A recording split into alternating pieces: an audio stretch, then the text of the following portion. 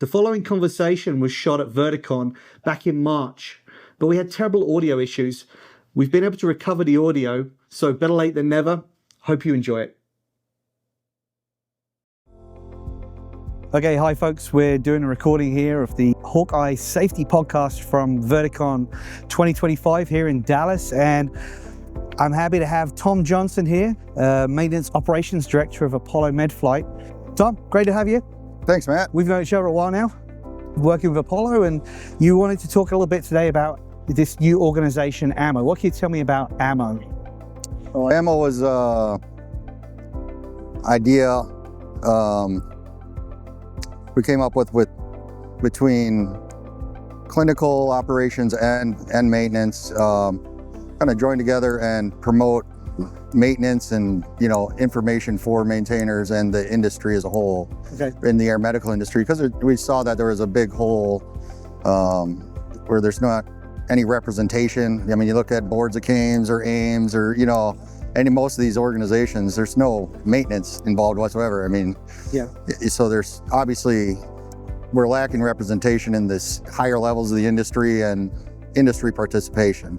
Also to just share knowledge and ideas amongst operators in a safe way, not disclosing any proprietary or anything like that kind of information, So, because we all run into the same issues with our FSDOs or 337s or different things like that. And, it helps everybody grow when we're all talking about it. So AMMO stands for Air Medical Mechanics Organization, right? Yes. And so what kind of, how can people interact with the organization? So as you're going to build your membership, how would guys get in touch with you, and what kind of things could they gain from being part of your organization? So right now we're just starting out. I've been working on the website on nights and weekends for about 6 months and kind of just introducing it here at Verticon to try to get feedback from people for going in the right direction, and also what they want to see, what they want to know about and learn about and stuff like that. So I've on our website, airmedmech.org,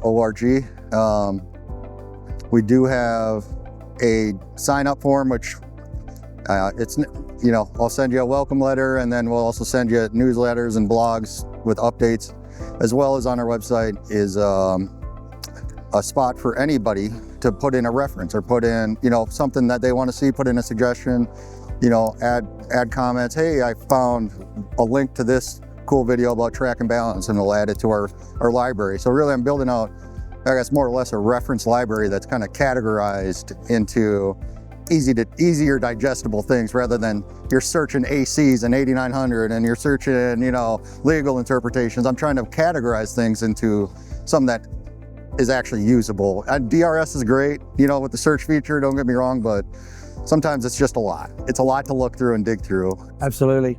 And so are you looking for sponsorship opportunities as well? Looking for organizations to kind of help out at this point, or is that coming later, or? Yeah, we're not set up for that quite yet. I have some other industry partners and I are looking at doing a charter and figuring that piece out yet. So it's still very new, and we're just in that beginning stages. And I want people to join and participate and help, guide where this organization goes. So, absolutely. And how we can best influence the industry and, help.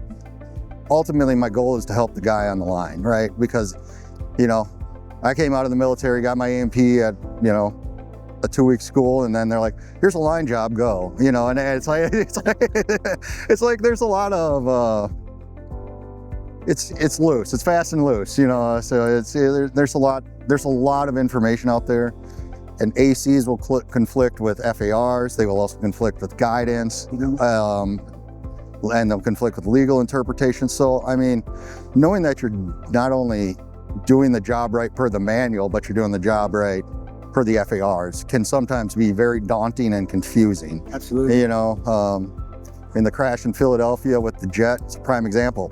Yeah, they had a CVR. Were they required to have a CVR?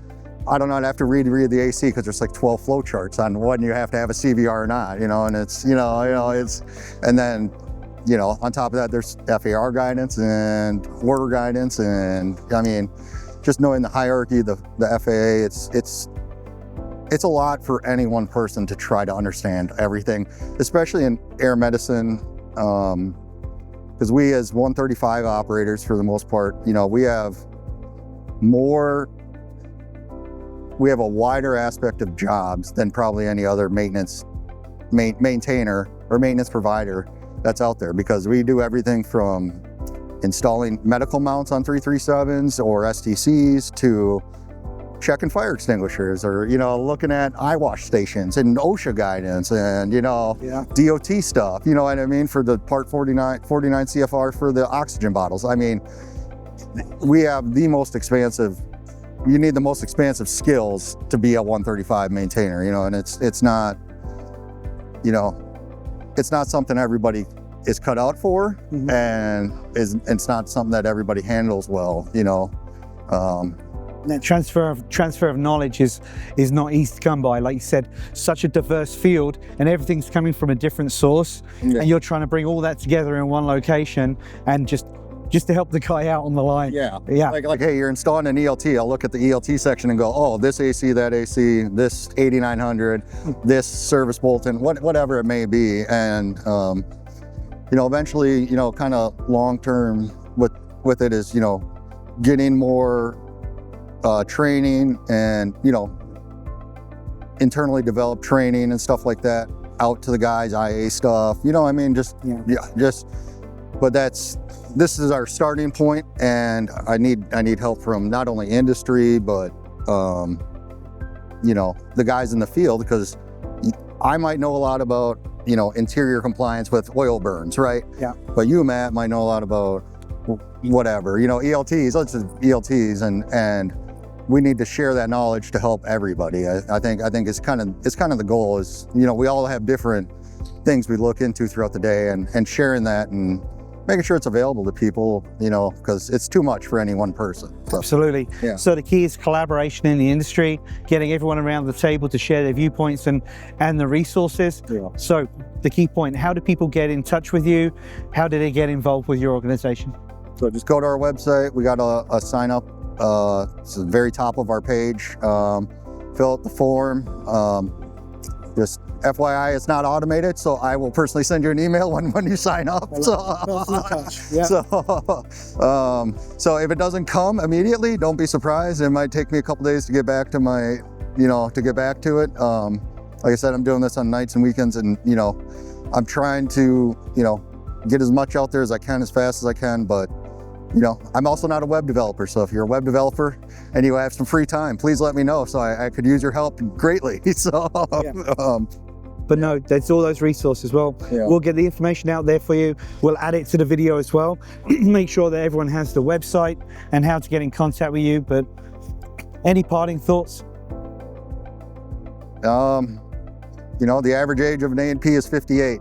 We're dying, and so, you know, we need these kind of resources for the young guys, and to get young guys in and promote, especially maintenance in the air medical industry is the most intense maintenance you can do, and we need good qualified guys to come into the industry and help pick up where all us old guys are dying off. So absolutely. So that's awesome. Hey, well, thanks for coming in and talking to us about ammo. We'll make sure the information shared with everyone online, and they can get in contact with you. So awesome. Thanks for your time. Thanks, Matt. Thanks.